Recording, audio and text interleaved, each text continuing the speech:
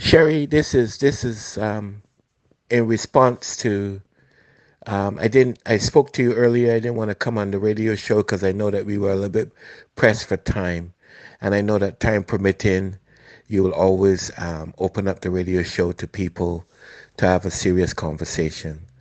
But I'm saddened by the video that I saw today with Barbadian women relatively naked and behaving miscreantly.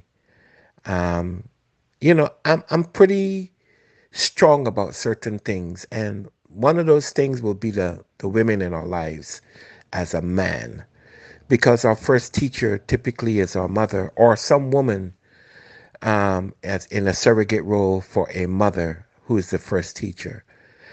And to see that we have allowed Barbadian women, for the most part, to fall into positions that would really recognize them to be other than stellar, other than graceful, other than, and I'm not talking about all Barbadian women.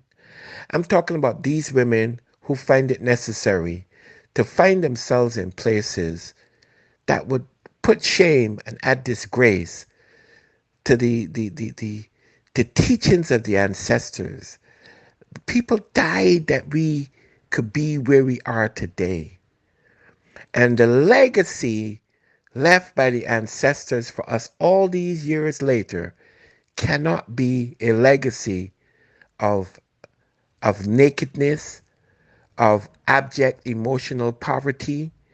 Um, we are an impoverished a people, and not because of material things, but because of our value system. And to see Barbadian women enjoying themselves in a situation of absolute emotional dilapidation saddens me. It really saddens me.